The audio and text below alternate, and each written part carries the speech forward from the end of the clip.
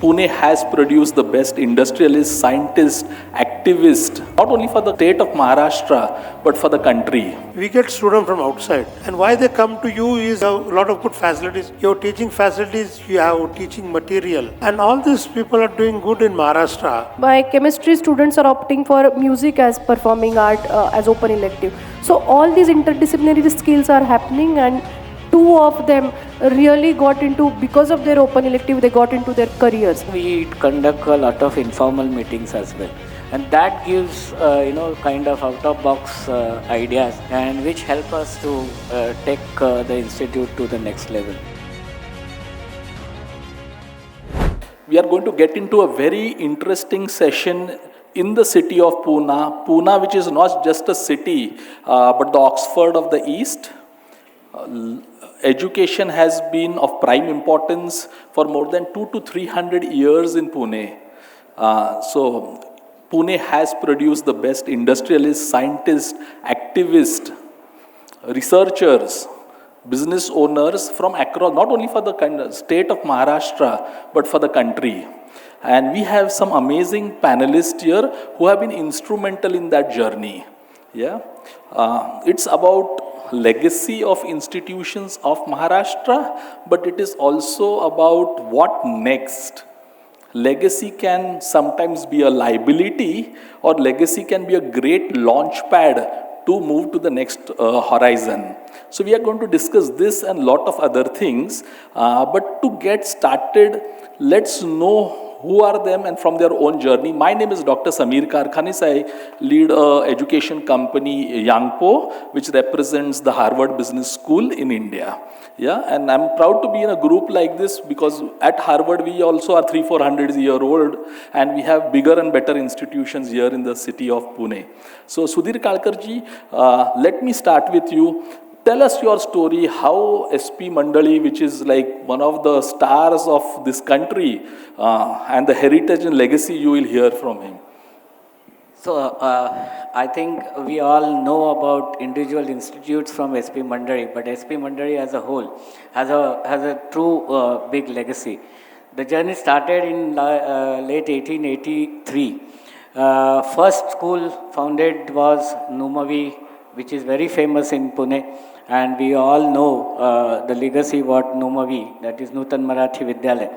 That objective of founding this school was inspired by Lokmanya Tilak and founded by 4 primary teachers. So the objective was very clear. They wanted to start the education, focusing on national education.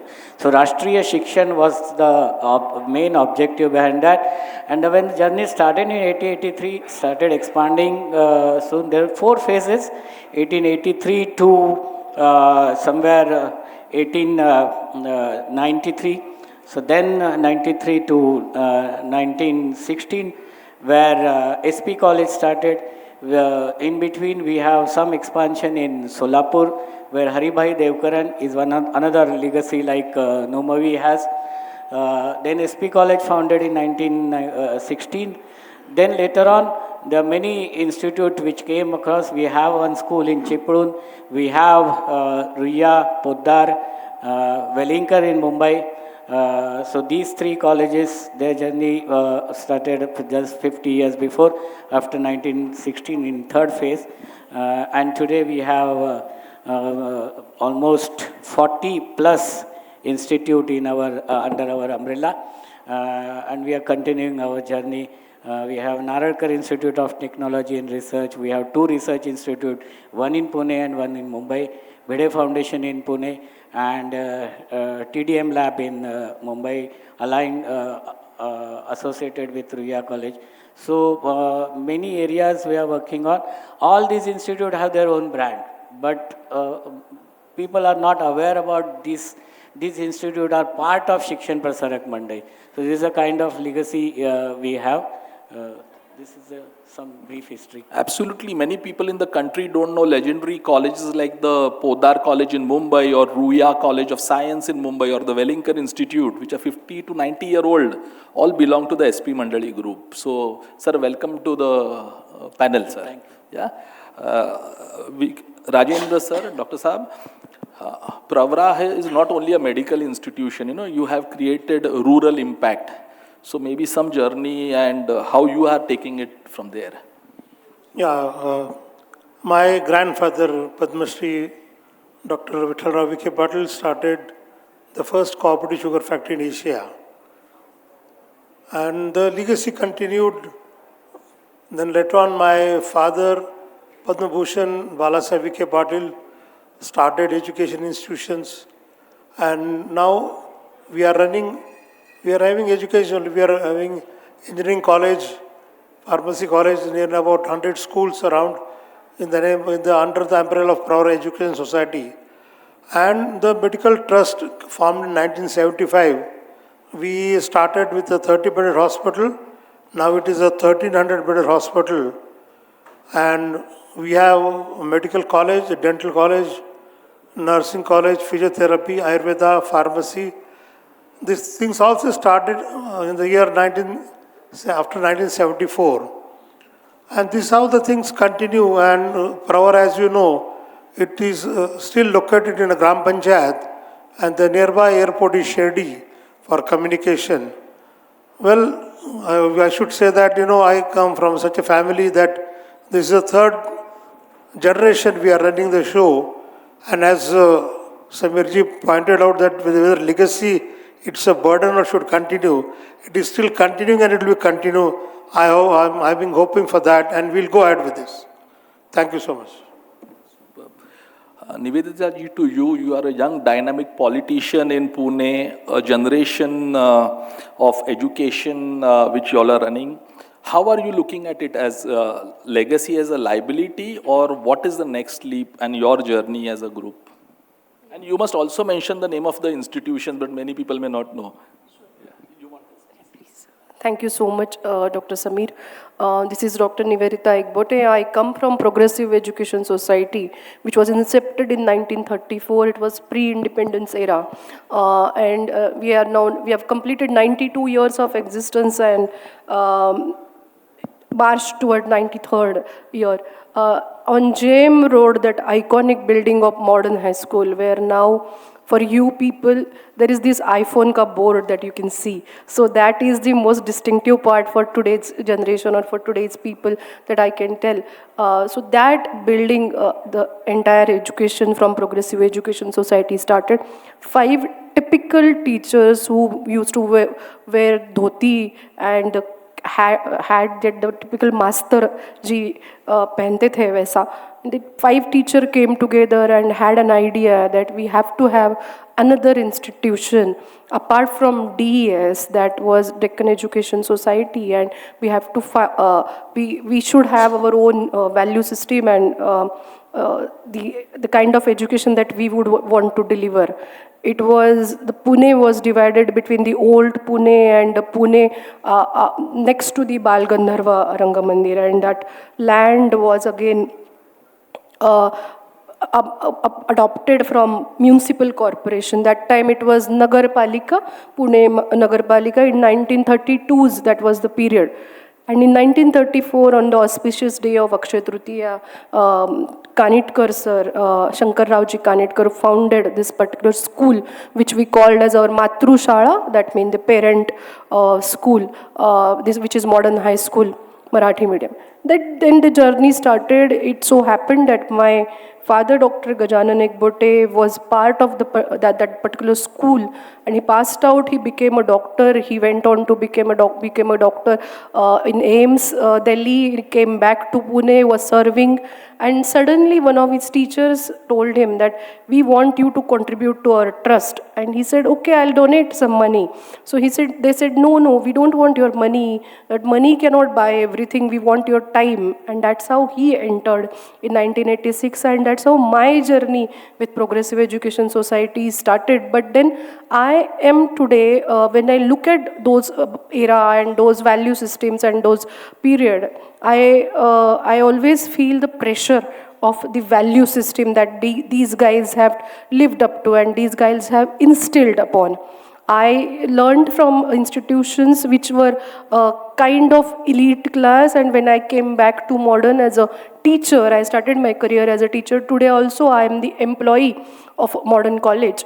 So मेरा PF भी cut होता है, EPF मेरा TDS भी कटता है. तो I am the employee of modern college and progressive education society. And that's how the value system is instilled in me. So when I look at those era, in 2009 when I started my career, I used to ask the chairman, who happens to be my dad, I said, why don't we create a culture that fulfills the ambitions of elite class students, and we have to have those kind of students coming to our colleges. The students come in four-wheelers, and the higher class, I had those attractions, to be very honest with you.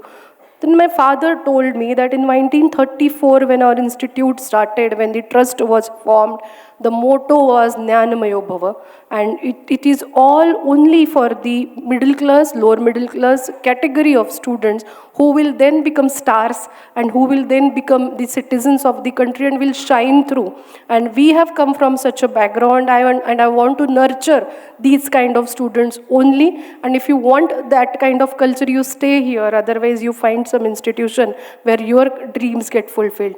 Later on in my life, when I got matured and when I started understanding things, I realized that our category has to be very, very fixed. The kind of audience that we want to cater have to be very fixed. So my audience, my students, my aim is now clear. I want to cater to the lower strata of the pyramid. If you consider a pyramid which is divided by socio-economic parameters, and the base of the pyramid is the socially and economically lower, the entire base is 70% of our country, basically. And I want to cater to that, and I want people to groom those kind of children, and I want to encourage those kind of students, children, and the aspiring youth of the nation to pursue their dreams, and those do not give the privilege to get into the higher education institutions which give the quality, the so-called quality education in terms of the money that we pay also. So that is the main aim and main philosophy behind Progressive Education Society. Currently, I am serving as the principal of Modern Arts, Science, Commerce College, which is again 56-year-old institution, incepted in 1970, has a great legacy. Considering these two stalwarts sitting here, they are all my mentors. Even Samir sir is also one of the guiding members to me. The topic I can see that Maharashtra's education legacy, a journey so far and the next leap. So I feel I am the latter part of the title. I am the next leap, and I would like to believe that. Thank you so much, Samir sir, for asking that. Nivedita ji, I think you have got the right segment. As the great C.K. Prahlad said, fortune at the bottom of the pyramid. So you are in the right segment. Let me come to you, Sudhir ji. Running a 150-year-old education group is not easy, right? And so many leaderships must have changed. You have seen from world wars to COVIDs to everything. As a leader, how are you looking at it now? Because taking a grip of such a huge, diversely spread institution from KG to PG, and a lot of social initiatives which SP Mandali does, what are your leadership traits, or how are you looking at it as a chairman now? See, as the history speaks, you mentioned whether legacy is a liability. It's not liability, but it's a pressure, of course. So we have that pressure, and we have to understand the kind of guidelines which are set by our founders, and then whoever took charge. And if we review how the progress happened, we see every time the board which came in power, or the board which came in to take charge of the administration, they realized the need of that time. So when they started with the schools, we realized now we need to start with English medium schools. We started English medium schools. We realized now we need a higher education. We have a higher education. We realized we need a management institute. We had a management institute. We realized there is a potential or a need of an hour is to have a research institute. We have a research institute. So every time the board realizes the need of today, and then we decided to move on. So as a new council member, as a new committee, we discuss what is to be done now. And then the most important factor, which you started in the beginning, is what next. So that what next, we debated a lot, and we set a 5-point agenda in front of us. And that 5-point agenda, one is expansion. We need to expand, of course. We have a lot of missing links. Like simple example is in Solapur, we have a junior college, we have a higher education college, that is a management college, but we don't have a senior college or a graduation college. So there is something is missing. We have something missing in medical education. So we are starting to start with, as we rightly in corporates, we know whenever we start to new things, we start with low-hanging fruits. So we are starting paramedical courses in Solapur. So we are working on those missing things. So expanding, having a branded institutes like Wellinkar, but we are physically restricted to Mumbai and Bangalore only. So we need to expand. So expansion is first thing on our agenda. Second thing is bringing consistency in quality. So quality standards has to be at same level at all institutes. So that is another second point which we are working on. Third point is we are learning to adopt change. We are learning to teach how to handle change. And that is why the Parivartan is our next objective. Fourth objective is to build a network. This is really a wonderful forum where we meet people. Education is the only sector where there is no competitors as such. We can work with synergy, we can work with collaboration. So creating this kind of networking with other institute, that is also on our agenda. And we had a very huge base of alumni. So connecting with alumni is also in our agenda. And the fifth one is we want to become a trendsetter. So that Vimarsh, to establish that Vimarsh, we are working on that. So this 5-point agenda is in front of new management. Superb, fantastic, sir. I think, and that takes to the next 25, 50 years. That's the plan. Superb. Dr. Rajendra ji, you come from a very, very illustrious political background. You'll virtually control Shirdi and those Ahmednagar belts for generations now. Maharashtra always has been a center of learning. You know, people across the country come to Maharashtra to study. But things are changing now. You must have seen, we are getting, as a state, we get competition from Karnataka now, Gujarat now. How do you look at this new competition which is emerging from other states in the country? One.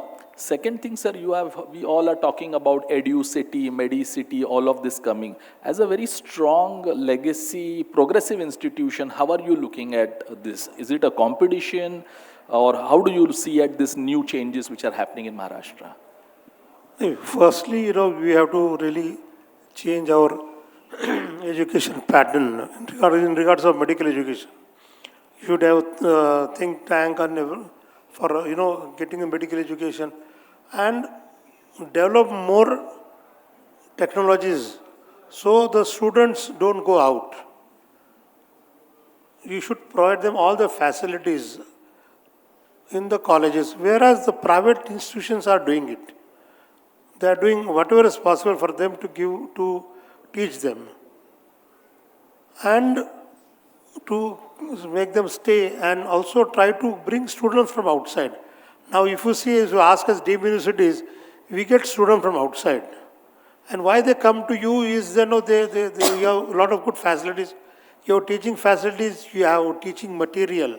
Because in medical education, you require material. That is, patients you require, then you require cavities to perform anatomy, you require good professors, and all these people are doing good in Maharashtra.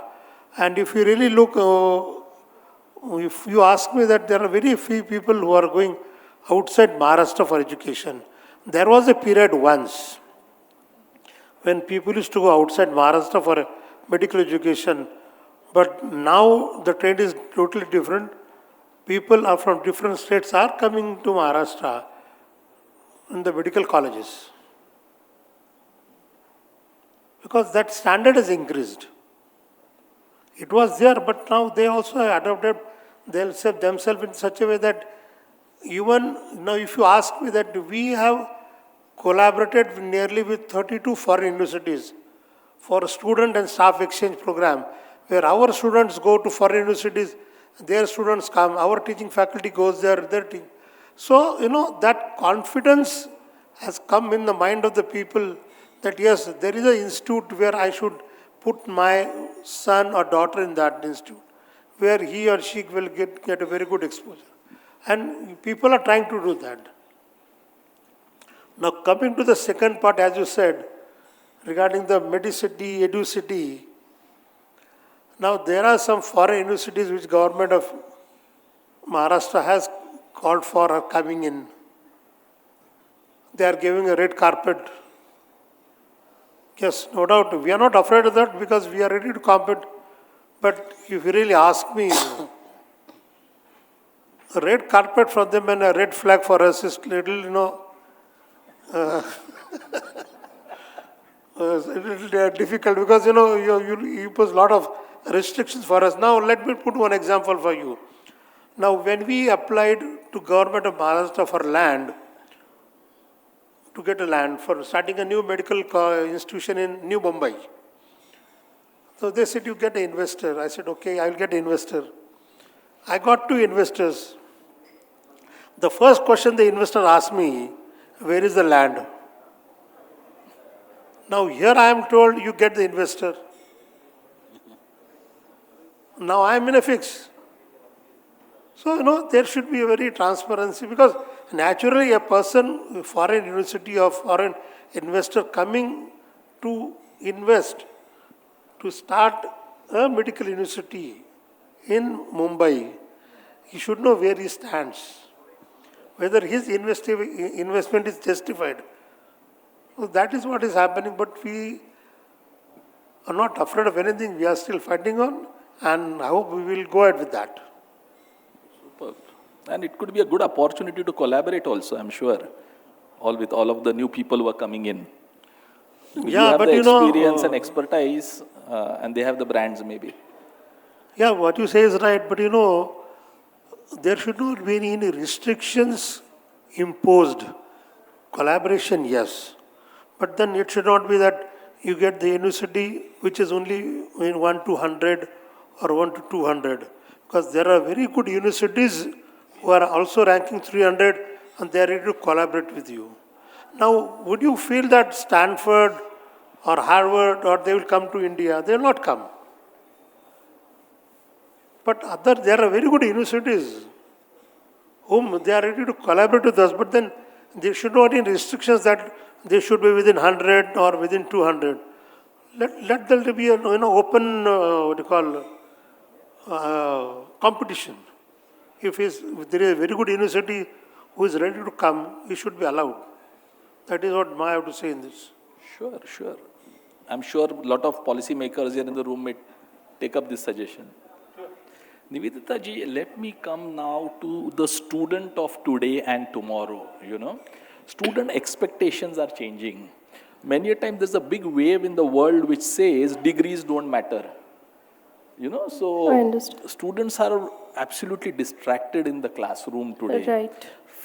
Faculty is not being able to engage this kind of audiences. So that are realities at the student level. And this is the gig economy and all those nice fancy terms which we use. And you really handle undergraduate colleges, modern college and all of those. What is that you are seeing going on in the classroom and what are you all doing? Are you moving towards? I'm purposely, audience, I'm keeping AI in the end, okay? Because if you start with AI, then there is no end to the panel discussion.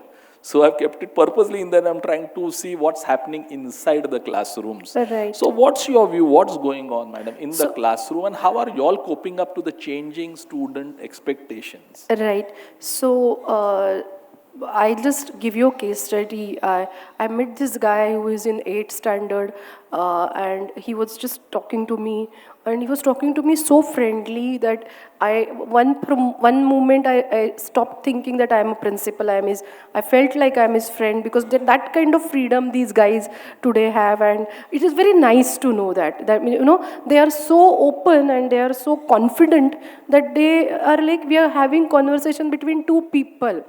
Then where is your designation comes in between? So they are of that clarity.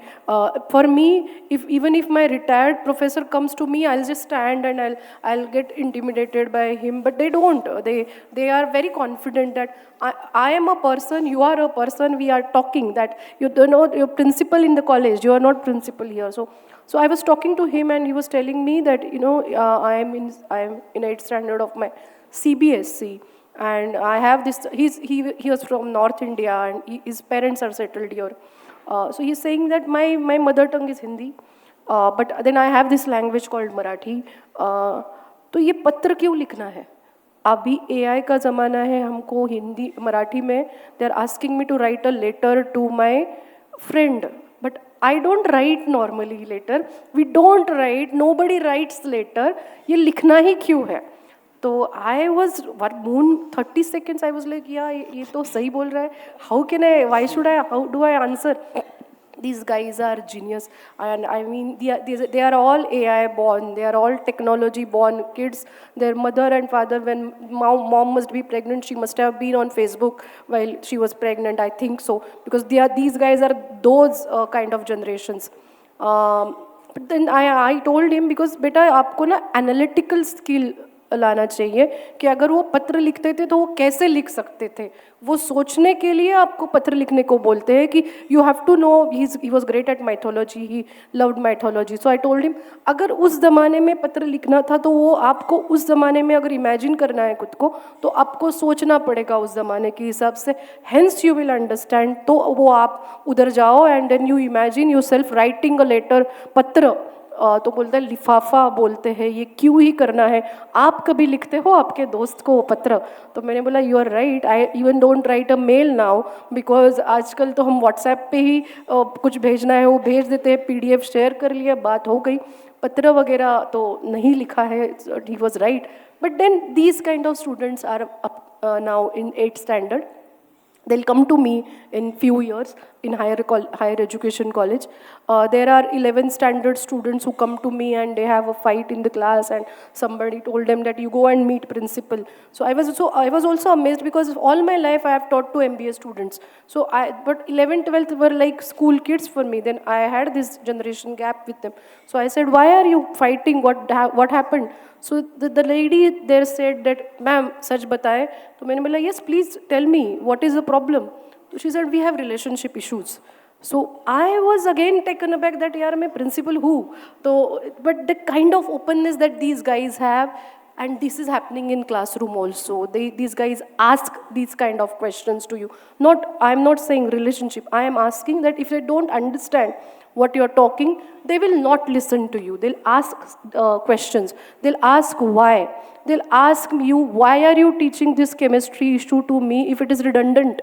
If it is not happening currently, why are you teaching me those kind of physics ka concepts which are not happening now? You teach me relevant physics, you teach me relevant chemistry, you teach me relevant economics. Economics has now become a mathematical discipline. It is no more a theoretical and definition-oriented economics. What I learned economics in my MBA times was typically definition-wise, theoretically, you have to write 21 pages, and then you'll get 51 marks, and all those kind of economics I learned. But when I went to IIM Ahmedabad in 2015, there the kind of economics taught to me by Professor Errol D'Souza, who later became the IIM Ahmedabad director, he used to teach us statistics and mathematics, and not the economics. He used to teach us why is consumption. So what is happening with y, what are these simultaneous equations, what are these quadrilateral equations, and all these things he was teaching us in economics. So economics has now become a mathematical discipline. But unfortunately, in our higher education institutions, apart from these islands called IITs and IIMs, we teach theory, and which is absolutely redundant, and people know that. There is this parallel universe of Dr. Samir of YouTube coaches, and that those are one of them. I'm sorry, few of them are really fantastic. You can't ignore them. You just can't ignore them. They are there and they're staying there. Even for my PhD, I took the help of YouTube and various MOOCs. So it is now there, and the parallel education which is happening apart from the institutions, that those kind of institutions we have, it is not a threat, but that kind of space we have to get into. We as modern college or modern or progressive education society, we will have to get into that space, because if your customer wants it and if your customer is into it, you can't ignore that particular space. You will have to get into it. Apart from AI, everybody is doing AI. AI is something that we have to do it. We have smartphones, we have to know AI. That is it. That is the future. That is the current future that I'm saying. The recently, kya hoga, wo ye hoga. We don't know that some other skill will come, and that we'll have to adopt. So what I am saying in the classroom, sir, that students are changing. Apart from the Gen Z students, I have Gen Z employees now. So they directly come to me and they ask me, ma'am, ye kyun karna hota hai, ye procedure? So they ask me these kind of questions. So I have to be ready with the answers.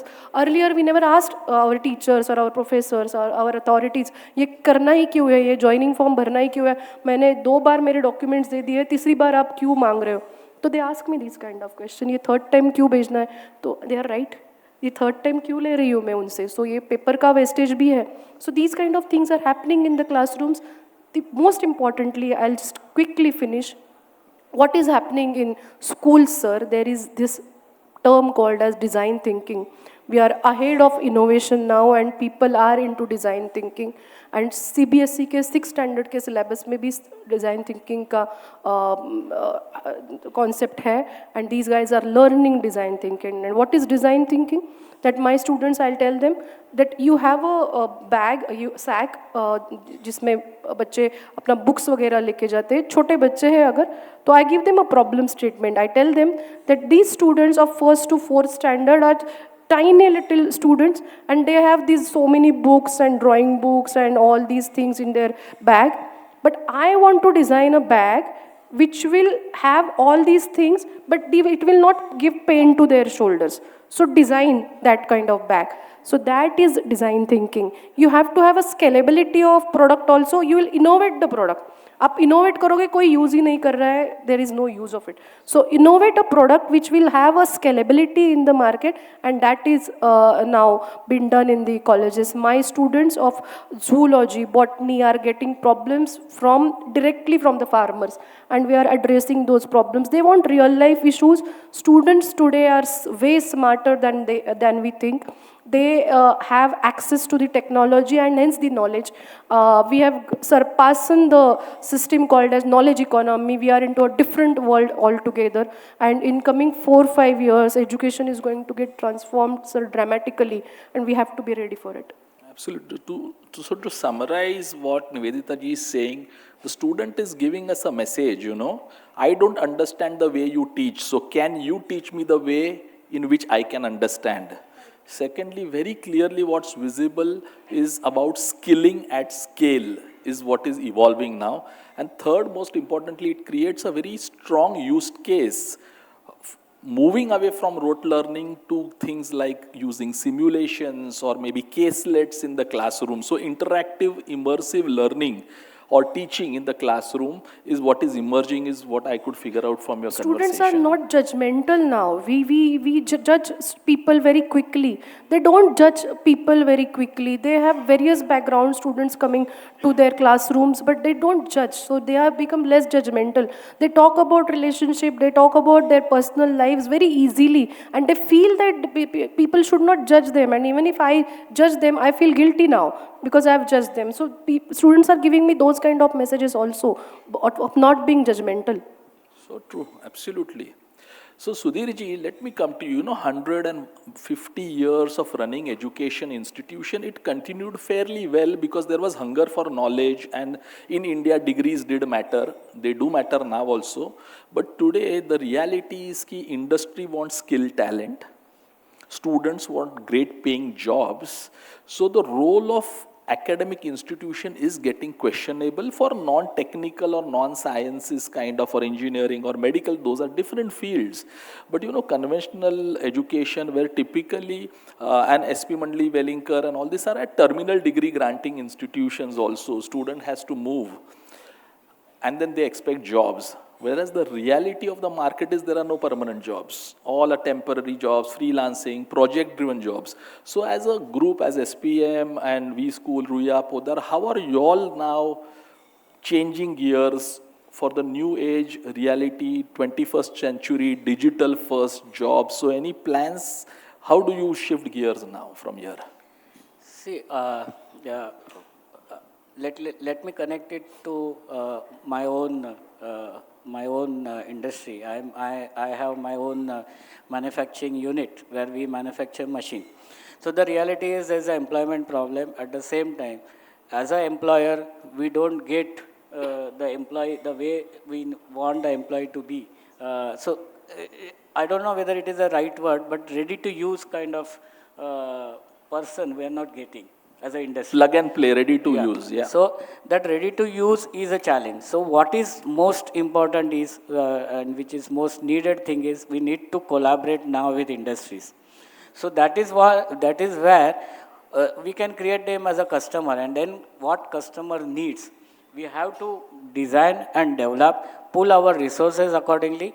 As a simple example I'll give, in a couple of months before, we have a vocational Narekar's vocational training center, where we approached with Mitsubishi and we went there, we saw their research center, and we offer them a kind of collaboration where we buy the kits from them, and then they will help our ITI students to work on, give a practical experience to them, so that they are ready to be used or utilized in the industry in a best possible way. So this kind of collaboration, which we saw in Sweden, they take a projects from industry and the student practically work on those projects. So that kind of synergy or collaboration we can establish, that is a need of an hour. So we are working on that. And I think that will help us a lot in future. Sure. But to just give hope and strength to the education fraternity here, this problem is going on for the last 500 years, that students are not industry ready or students are not job ready. In fact, when we do placement processes in our own campuses, and then we have our alumni who comes to the campus for hiring, and when you ask him, kaise lage bachche, did you like the students and our profile? He will say, no sir, your student is not job ready. So then we tell him, ki boss, when you were in the campus placement 10 years back, your recruiter also told us the same story. So I don't think there is a solution to this job readiness, but I think yes, industry, academia, collaborations, or bringing in readiness programs. There are very few simple things, very few simple things which I can quote. Is, for example, a mechanical engineering, we need a mechanical engineer. And what we want him to deliver is to have a hands-on experience with this, whatever design tools are available today. Unfortunately, they know the subject, but they don't know how to apply to the specific application. So this gap we need to fill. So maybe we can create a part-time integrated courses for those employees, and then we can connect them to give that experience. So this kind of setup needs to be organized. Sure. Before I move to Rajendra ji, Kalkar sir, one more question. You have a great legacy of 100 years plus. That means you have a fantastic alumni base. Are there any things which you have done differently or planning to do as you take now charge there? How do you integrate this entire strength of alumni? It does two things to you. One, you bring the alumni together who are doing phenomenal in the world. And second, adult learning or adult education is going to be a very big thing. People are losing jobs left, right, and center. Once you're 50, 55-year-old, your job is at risk now. So they will need skilling, upskilling, and adult learning to stay relevant for the next 10, 15 years of their healthy life. So, and you have a solid chance because you are connected with so many colleges. So, any plans that when this question is for all of us, alumni in India, unfortunately, we have not invested the way the Western world has invested. Yeah, obviously, this is untapped potential. So we realize that. See, there are some kind of emotional attachment for the schools. The schools alumni are connected to the schools because they have some emotional attachment. But then the moment they grow or the moment there has to be some kind of a focused approach to have a connection. So what we have done now is we are creating a cell at the apex level along with individual unit level, so that there will be a focused approach for connecting with them first step, and then leveraging their potential, leveraging their strength, and then understanding what way they can add value to our processes, our systems, our courses related things. And then we will have a kind of a synergy kind of setup as a with alumni. So that is a networking kind of thing we can. The second question which you asked related to upgrade, that is essential, which I feel now we also realize that, and we need to create those centers at all our institute where we can utilize the campus. See, we have an infrastructure, we have resources, we have people with us. Only thing is we should create a focused application centers to upgrade these skills. So we are working on that. Fantastic. Dr. Rajendra ji, again, alumni for you makes a lot of sense because, medical education is one area which requires constant upgradation of the doctor's skills with new diseases coming in, new treatments coming in, and new machinery coming in. So anything specific you all do for your alumni, because you have a globally spread alumni as medical doctors. So anything specifically you are doing to bring this alumni together or upskilling them? And does it look like a revenue model? Because ultimately Indian institutions will have to think about creating self-sustaining revenue models. Yeah, now see what is happening. The staff which is working with us, they are all alumni. Most of them are alumni. So Sir, ये MBA में कभी नहीं बोलना, then people will think कि नौकरी नहीं मिला तो कॉलेज में जॉब कर रहा है. like, there are a lot of medical college offering them also, but when they join us, they tell us that this is the equipment we should buy because this is the need of the hour, and then we go for it. So that really helps us. So no doubt we also work on that because I am in this institution for nearly 50 years, working with before formation of this. There's only the hospital initially. From there, I'm working. So I am also well versed in that. So when they come to me, and they discuss that this is we require, I said, okay, no problem. Then we cross-check with other institutions also. But yes, they really help us. Because, they go around attending seminars, some workshops also, and they get an idea. They visit institutions. And when they come back and they say, कि sir, अपने को ये लेना चाहिए, वो institute में है. And I feel that because I can do it, and as a part of the institution, मेरे को करना चाहिए वो. So then we really encourage them to do it. And that is really helping us. So alumni plays a very important role in each and every institution, and people should really make use of them. They really help the institution. Some views from you, Nivedita, on how you are managing your alumni and creating maybe newer business models from them. Right. We are not really creating newer business models from them, but we definitely get the use of the networking that they provide us. Some of our alumni are guiding us in building newer skills, as you rightly pointed out, and they are coming to the campus very often. See, for these alumni networks from NAC, MBA, or for any accreditation purposes are a tick mark thing. But if you really look at the alumni network from a solid asset point of view, it really, really makes a difference. There are institutions which are built on alumni funding. There are buildings of institutions that I can see. I have also seen that there are these laboratories which are of which gives world class facilities, are funded by alumni. So I am very proud to say that modern high school, which example I gave, is again a 92-year-old school. Their alumni are 75 plus now. They are all big doctors, IAS officers, IPS officers. So they have contributed to that iconic building relatively well. They have also contributed high-end computers to the children which come from a lower strata of the pyramid. They have also given scholarships to students who are not ready to afford the kind of the quality educations. So that way we are collaborating with our alumni. Our laboratory in Modern College was again funded and given support by our alumni network of alumni. So yeah, we are getting use of right.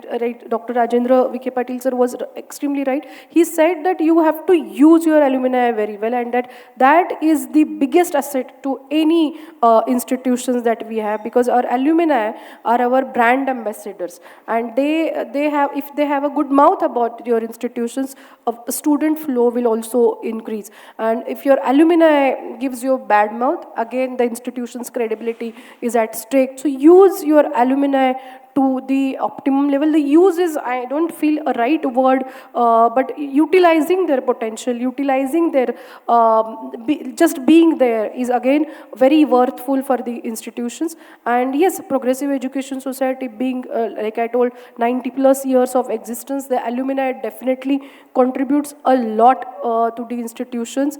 School, teen pidya, 3 generations have learned in Progressive Education Society. So for us, our alumni is the greatest asset that we can have. Superb. Sir, this question is for all of you. What are, you all are decision makers, you all are deciding destinies of lakhs and lakhs of students across your institutions. What are the 2 questions or 2 most pressing points of discussion in your boardrooms? What are you as managements thinking inside your boardroom now? What are the 2 important things, Rajendra ji? Yeah, what you said is right. It's really what exactly is discussed in the boardroom between the trustees. Yes. Yeah, we discussed regarding the future of the institutions, that now what should we go at? What is the need of the hour? And accordingly, we should plan and move ahead with that. There is no hidden agenda also in the meeting of the trustees. We are very transparent, we are very clear, because as you know that we also have people from government bodies also nominated, so everything is discussed in front of them, whether it is a finance or whether our new ventures, what we are planning to go ahead with that. And we are happy to say that, whatever proposal you give, it is also accepted by the trustees. Because we are very clear in that, and we don't find any problem in that. As I said that, thinking of planning to open a new center in New Bombay, a new campus, so that was discussed and we were given go ahead with that. Why don't you try with that? Plus, trying to collaborate and also open a campus abroad. And with that, we have worked with 2 universities. We have also signed an agreement with 2 universities to opening a campus abroad. That is also discussed there in the meeting, and we got a green signal to go out with that. So they are very transparent. And question is, when we are clear in our ideas, your vision, okay, this, and this is this, these are the people who have come, this is the university, and that's all. And well, that is when once it is placed before them, and when they agree for that, I don't find any problem in that. And we have not faced any problem. Now let us say, even when we do the construction in the campus,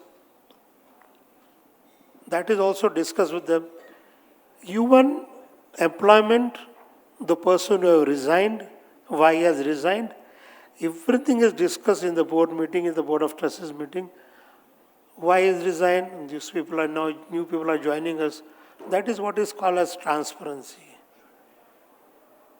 This is what is discussed in the board. So the boardroom is about for you transparency, new investments and expansion to different locations probably. What about you, Sudhirji? What are the 2-3 things which are pressing as agenda at SPM today? As I already mentioned, we have 5-point agenda, and the first important factor is the expansion.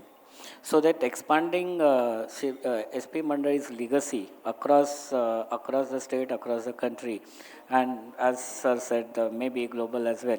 So these factors are now focus point in the discussion with the council team. Second important aspect which we found and which I realized as an individual very specifically, because I was there in the earlier council as well. So as I mentioned, we have individual brands. Iruya has its own brand, Podar has its own brand, Wellinkar has its big brand.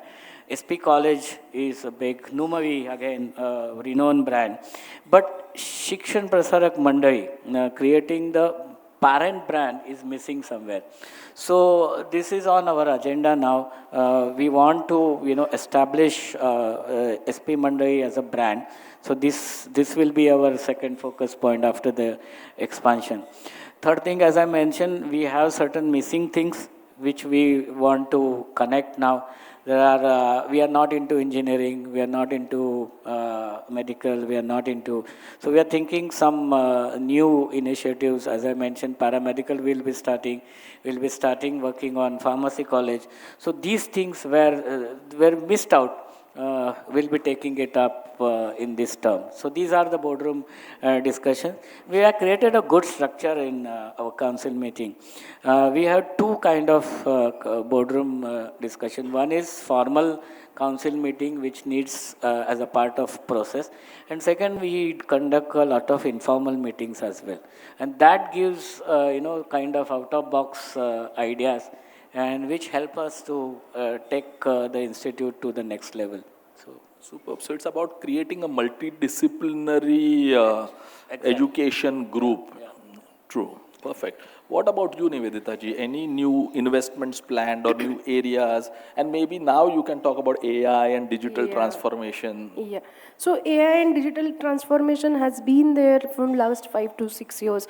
Our engineering college is one of the best to offer be in AIDS, be in machine learning. And we get a lot of good students. First batch is already passed out of AIDS.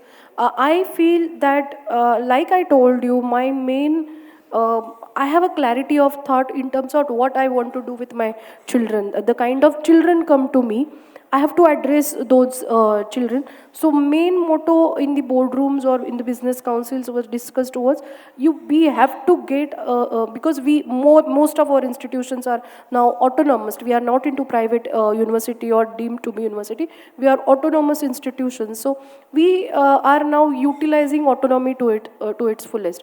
So what we would like to do is, we are now keeping our syllabus more and more student-centric. Skilling is something that we are focusing upon as a group, as Progressive Education Society. Because like I told you, my niche is very clear, whom I want to cater. And the kind of students are coming to me, they want to get employable, because the students are oriented towards job. I want job as early as possible. I want to finance my family. I want to take care of my family, because I get these kind of students. So all the middle class students' aspirations are job oriented, and so skilling is the only way out to help them. So skilling is something which I am collaborating with various institutions, various organizations, and various industries to get so that the people will get industry ready. Collaboration is the new key and new future. I feel you collaborate, give the certification courses, get them out with a skilled personality. So I am giving them all kind of skills that they want. I'll tell you one thing, beauty of autonomy is, my psychology students got an open elective of chemistry. So the two of my students opted for chemistry as their open elective. That was beauty. That is beauty. My chemistry students are opting for music as performing art as open elective. So all these interdisciplinary skills are happening, and two of them really got into, because of their open elective, they got into their careers. So I also proposed a course called as DMLT. DMLT, I hope you guys must be knowing. घर में जो अपना blood test करने के लिए बंदे आते हैं, they are all DMLT skilled. So वो DMLT का जो course है, can we combine it with BSc botany, BSc microbiology and BSc zoology or something like that? So BSc, they're doing it, and parallelly they are pursuing their DMLT. So BSc hote hi they'll be working somewhere, because they want to feed their families. They want to have, their dream is to have a 1 BHK flat in suburban area of Pune. So that is the kind of students that we cater to, and fulfilling them, or fulfilling their aspirations and feeding them. So two things very importantly, like I said, that AI is part of your curriculum. Now it is mandatory to teach AI to everybody. But apart from that, skilling and like I told, a student-centric approach is now the main discussion part, and then changing the syllabus according to the student and the industry readiness that you said. So there is this concept called as AEDP. You must have heard AEDP. AEDP is the apprenticeship embedded program, degree program. So there the student for first semester he'll learn in the college, second semester he'll go to the industry, third semester he'll come back to the college, fourth semester go to the industry. Similar for the fifth and sixth term. And this AEDP is now with UGC, and Pune University is also taking a huge initiative in AEDP. I am now telling my vice principals and my coordinators, my directors, to go for AEDP for at least BBA courses, so that they can get industry ready. Like we said, the concept, the problem is there for 500 years. The AEDP can solve it. So AEDP is again that we are looking forward to. These kind of discussions are happening, and empowering our own children is the priority. Sure. So skilling at scales, micro-credential certifications, you're going in a direction.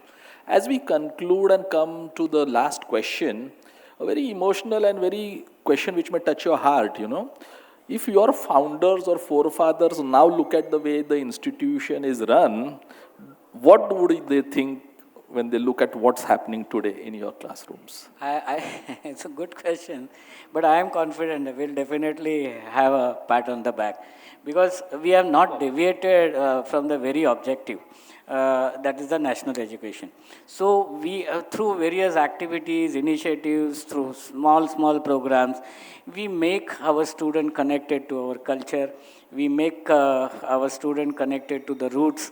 So our culture, our tradition, along with that, the pride related to the country, that is always ensured.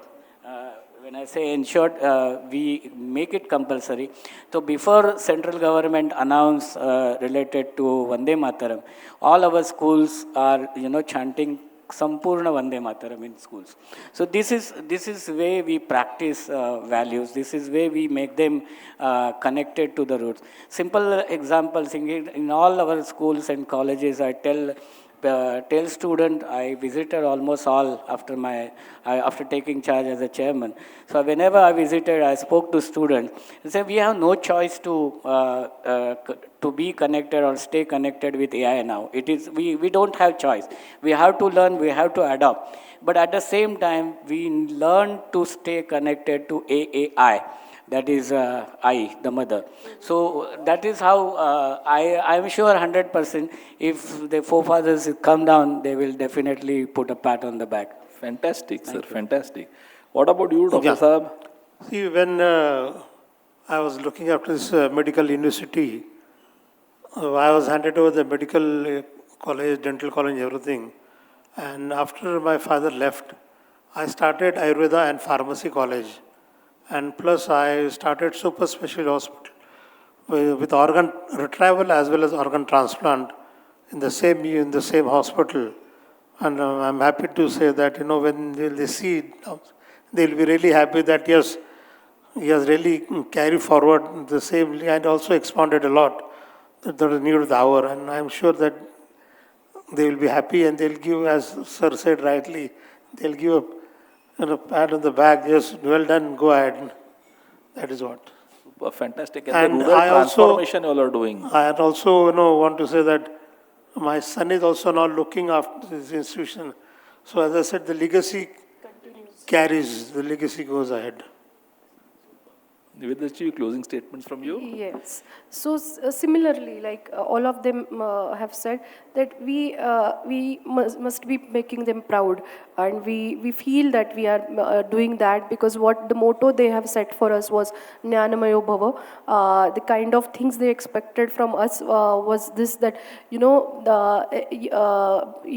produce ethical minded students, ethical minded citizens who then contribute to the society, then contribute to your nation building, and that's what matters to us. Sir was saying that we are, Karkhanas sir was saying that we are implementing various Indian value systems. So IKS is one of them. Indian knowledge system is part of NEP 2020 national education policy, and we are definitely implementing it. And moreover, today only I was discussing with my vice principals that we have to have certification courses on IKS at college levels also, so that the students who are diverted and do not have the focused minds and are wavering kind of from the culture, that the Indian culture that we have, the kind of rootedness that we have. So we have to give them some certification courses over and above their syllabus of Indian knowledge system, wherein will imbibe the ethical value system. When I was very young, in my school days, there was this class called as value education, which was in Marathi, it was known as Mulya Shikshan. So Mulya Shikshanaचा एक तास असायचा. I feel it is also necessary to give the value education to students, as not as a part of curriculum, but over and above and in various doses that we can give them.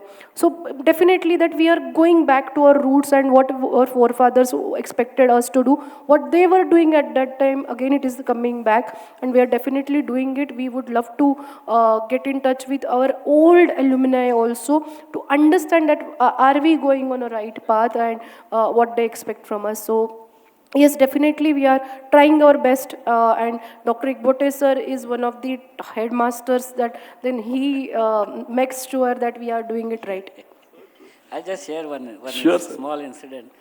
During last Navratri in one of our English medium school, SPM English, the boys came and they said, there are a lot of talks going about girls among the students. So, as Madam mentioned, we are open to these kind of dialogues with the students these days.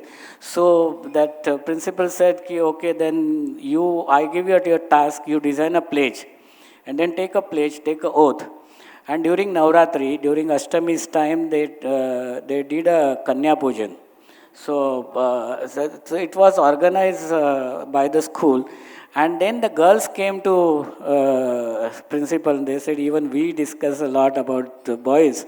So next day, they organized the boys' pujan. So this is how we make them, connected to the roots. We try our best.